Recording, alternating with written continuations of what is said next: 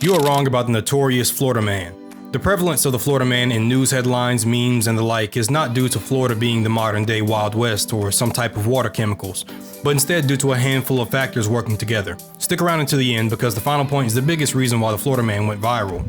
Subscribe to the History Realms YouTube channel and like the video down below if you enjoy what you see. Florida is massive. It has over 22 million people, which makes it the third most populated state in the US, just behind California and Texas. Factor in an annual 140 million tourists, recently retired people, and fresh immigrants, and you've got a wild mix of people constantly coming and going, but mostly coming. More people equals more crime, but also more strange, seemingly Florida-exclusive behavior.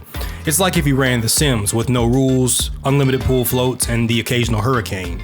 Florida is hot. This is unironically a major factor.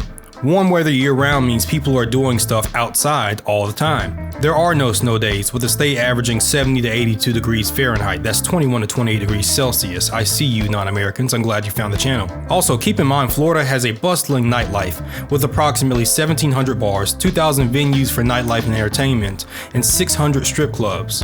This leaves a lot of room for, and please excuse my French, sloppy alcohol-influenced decisions. There's also the spring breakers, who throw a monkey wrench into the entire operation. See, the spring breaker, unlike the average tourist, is coming exclusively for the chaos. I don't need to explain to you what this looks like, you have social media. But there's the frat squadrons, the freaks with little more than infidelity on their minds, and of course the YNs looking for a major opportunity. All these things combined translate to thousands of viral social media posts, advertising Florida's exciting traits, we'll call it. We can't move along without also pointing out this part of Florida. They say the more north you go in Florida, the more southern it gets. In simple language, this part of Florida is the Bat Bonnie strip club part of Florida, while this part of Florida is the four-wheeler yee part.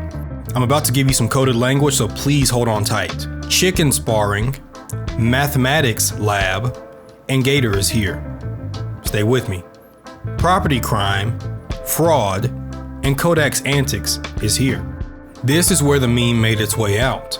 Once people began noticing how often Florida Man popped up in headlines, it turned into a full-blown meme. The internet really likes patterns and long-running familiar jokes, no different than these meme formats here.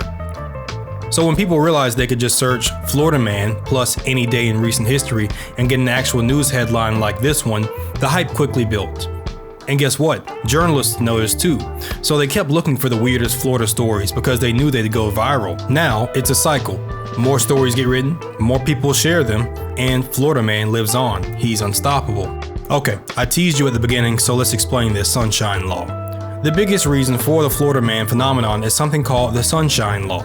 Basically, Florida has some of the most open public record laws in the entire country.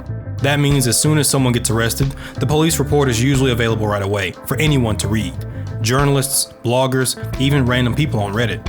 In most states, that info is locked down, delayed, or buried in bureaucracy.